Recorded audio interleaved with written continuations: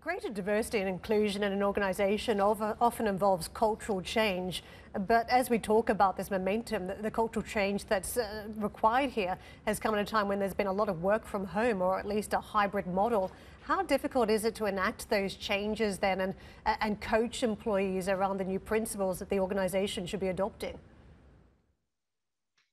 Organizations are having to pivot really fast in order to think about how to work, as you point out, in terms of a hybrid model. And something that we've seen has been really critical in this time, particularly as women tend to be less well networked and those from underrepresented groups as they move from home, is sponsorship. And sponsorship is as distinct from mentorship. So mentors being someone who can sort of advise, challenge, guide, but sponsor being somebody who's really in a position to create opportunities for direct career progression, to help explain the unwritten rules, which are even more challenging to navigate around when you're at home. And Oliver Wyman undertook some sweeping research, in-depth interviews with over 160 senior execs. And what came across as loud and clear, particularly from female CEOs, was how important executive sponsorship has been on their careers over the years. And that's certainly something that I can relate to as a woman and as a woman of colour.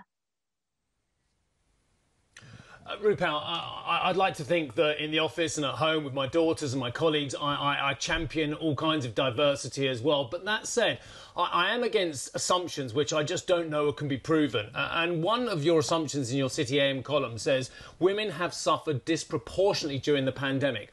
I just haven't seen that. I've seen the mental health and career prospects of all types of people, all colours and creeds, all kind of sexualities and what have you, have suffered during this pandemic. Where is your evidence that women have suffered disproportionately? Well, there's research that shows that given the sectors that women are employed in, they're 1.8 times more likely to lose their jobs than their male counterparts.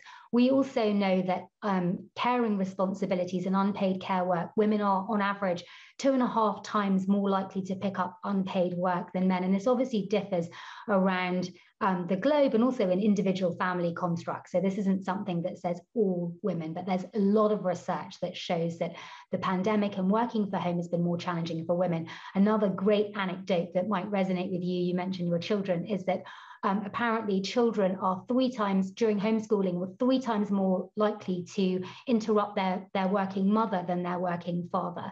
So I think there are more challenges on lots of different groups, not just women, but as you point out, on younger people, and it's on racially and ethnic diverse individuals, and on white men.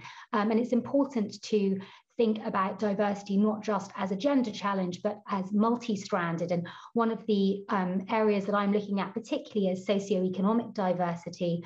And there's a real call to action here for greater data collection and greater data sharing in order to start driving change, not just because it's the right thing to do, but because there's a real opportunity here for growth, for increased productivity.